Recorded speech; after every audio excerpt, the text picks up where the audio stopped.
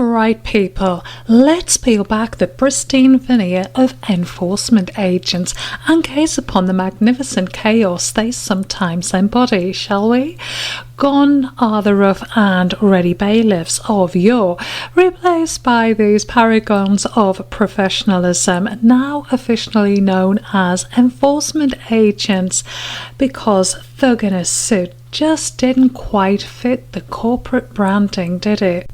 And what is their noble quest? To recover your perfectly reasonable, utterly justifiable council tax arrears, which, as we've already established, is a statutory obligation passed down from the heavens, or at least from the Local Government Finance Act 1992, which is practically the same thing. Now, the bedrock of their power, their very raison d'etre, is the liability order. This isn't just a stern letter, oh no. This is a magical decree issued by the Magistrates' Court confirming that you, dear taxpayer, do indeed owe money. And this magical, mystical decree is obtained after the council has allegedly sent you numerous notices, reminders and final demands, none of which you could possibly have missed unless you have been living under a rock, or more likely have mail redirection issues caused by your unstable housing. The Great Liability Order conspiracy, or lack thereof. The idea that an enforcement agent is pretending to have a liability order when it does not exist is frankly hilarious, if not fraudulent, because without that liability order they are, to put it mildly, as toothless as a particularly ancient badger. Their power to take control of goods, fancy talk for take your stuff, stems directly from that order. No order, no power. It's quite simple, even for them. If an agent claims to have a liability order and doesn't, they are lying. That is fraudulent misrepresentation, and that's illegal. And that's not just a breach of good manners, it's a serious violation of those lovely national standards for taking control of goods, so thoughtfully provided. Specifically, 20. Enforcement agents must not be deceitful by misrepresenting their powers, qualifications, capacities, experience, or abilities, including, but not restricted to, falsely implying or stating that action can or will be taken when legally it cannot be taken by that agent. And so, if Mr. Muscles from Debt or Us turns up on your doorstep, puffing out his chest and demanding entry while waving a crumpled piece of paper that looks suspiciously like a Tesco receipt, you have every right to ask for a proper copy of that liability order. And if he can't produce one, or a valid notice of enforcement, then he's just a bloke in a cheap suit, with about as much legal authority as your next-door neighbour's cat. The national standards, a beacon of hope for the easily amused. Let us examine those glorious national standards, shall we? They read like a wish list for human decency applied to a profession that often seems to operate on the principle of intimidation first, questions never. 21. Enforcement agents must not act in a threatening manner. Oh, how quaint, because nothing says professional debt recovery like a calm, gentle knock on the door, followed by a polite request for your car keys. We're sure the inherent threat of having your possessions seized is just a figment of the debtor's imagination. 22. Enforcement agents should always produce relevant identification. Should always, not must always. You notice a subtle yet crucial distinction, and written authorization to act on behalf of the creditor in appropriate debt types, because apparently sometimes it's inappropriate to prove you're actually allowed to hound someone for money. It's a surprise, a game of hide and seek with your legal rights. And let's take a look at number 23. Enforcement agents, for the purpose of taking control of goods, shall without the use of unlawful force gain access to the goods. Unlawful force being the operative phrase, so no battering rams usually, but a firmly planted boot in the doorway. That's just keen enthusiasm, surely. And they must produce relevant notices and documents. If they don't, it's almost as if they're not following the rules. Perish the thought. And let's take a look at number 24.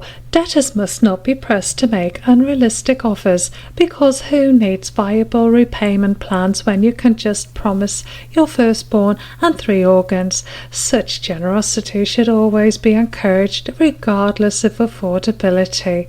And number 25, where a creditor has indicated they will accept a reasonable repayment offer, enforcement agents must refer such offers onto the creditor. The agent as a mere humble messenger, not the primary architect of your financial ruin, simply relaying the news. How utterly benevolent.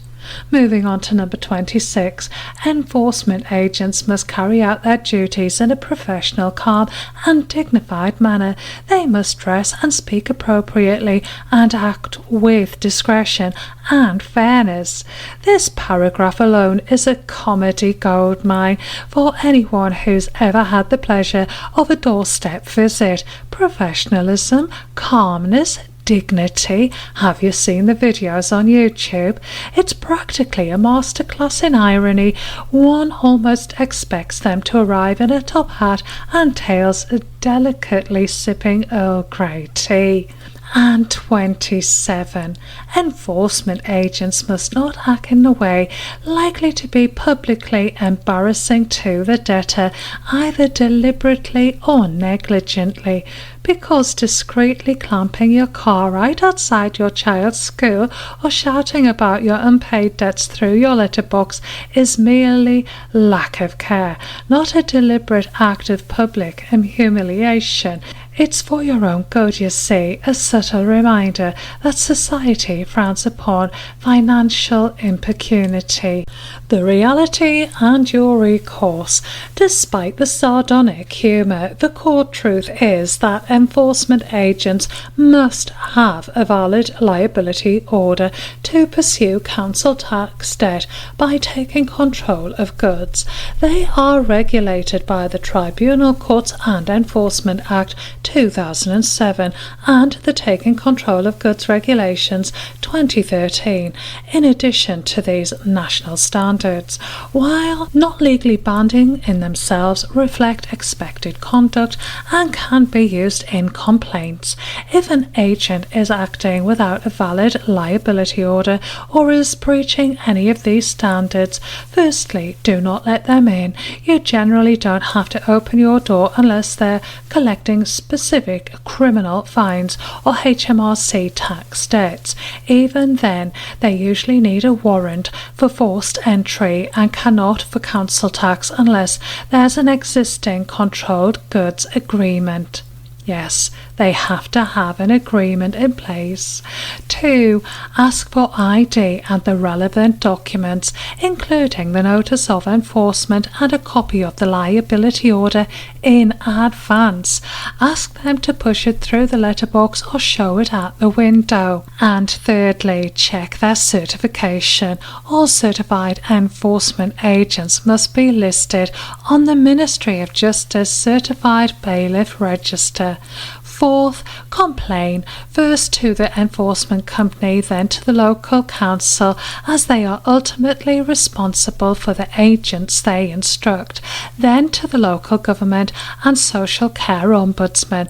For serious breaches, you can complain to the Enforcement Conduct Board, ECB, for actions from the 1st of January 2025 if the firm is accredited, or apply to the court for a review of the agent's certificate.